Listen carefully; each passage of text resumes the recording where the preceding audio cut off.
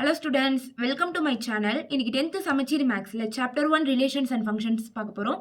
அதுல example 1.5 பார்க்கலாமா?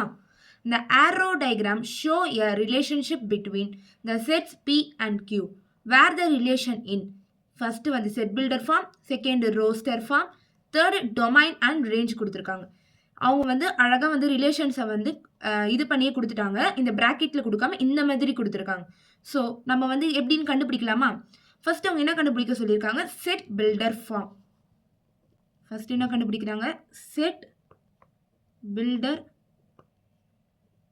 Form. ஓகேங்களா? ஃபர்ஸ்ட் இதை பார்த்துக்கோங்க. 5 - 2 ஈக்குவல் டு என்னது? 3. 6 - 2 equal to 4. 7 - 2 equal to 5. Therefore, இது வந்து என்னது? P, இதுதான் Q.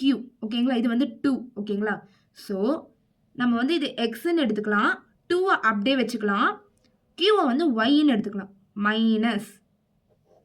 ஓகேங்களா? இதை தான் நம்ம இங்கே இப்போ எழுத போகிறோம். R relation equal to open bracket x, y. ஏன்னா நம்ம PQக்கு பதிலாக x, y எடுத்திருக்கோம். x, y slash y equal to இந்த ஃபார்முலா அப்படிங்க எழுத போகிறோம். y equal to x minus 2. ஏன்னா x belongs to P. ஏன்னா xக்கு பதிலாக தானே P எடுத்திருக்கோம். Pக்கு பதிலாக தானே x எடுத்திருக்கோம். அதனால x belongs to P, y belongs to Q. Close பண்ணிக்கலாம். அவ்வளோதான். இதுதான் செட் பில்டர் ஃபார்ம். இது எல்லாத்துக்குமே இதே தான் நீங்கள் பண்ணணும். செகண்ட் ரோஸ்டர் ஃபார்ம் ரொம்ப ஈஸி தான். ரோஸ்டர் ஃபார்மும் ஈஸி, டொமைனும் ஈஸி, ரேஞ்சும் ஈஸி தான். இந்த ரோஸ்டர் ஃபார்ம் ஓகேங்களா? Same roster form equal to ஆர்னே எடுத்துக்கோங்க. Equal to open bracket. இது எப்படி எழுத போகிறோம்னா, எதெல்லாம் நம்மளுக்கு வந்து இங்கே ஜாயின் ஆயிருக்கோ அது மட்டும் தான் எழுத போகிறோம் பிராக்கெட்டில். இப்போ வந்து 5, 3, 6, 4, 7, 5. 5, 3, 6, 4, 7, 5. ரோஸ்டர் ஃபார்ம்னா ரெண்டுமே இருக்கும். ரெண்டுமே நம்ம என்ன அட்டாச் ஆயிருக்கோ, ரிலேஷன் ஆயிருக்கோ அது மட்டும் தான் நம்ம எழுதுக்கணும். ஆனால் அதுதான் ரோஸ்டர் ஃபார்ம். தேர்டு வந்து நம்ம டொமைன். ஏன்னா டொமைன் அண்ட் ரேஞ்ச் தானே கேட்டிருக்காங்க. ஸோ ஃபஸ்ட்டு நம்ம டொமைன் கண்டுபிடிக்கலாம்.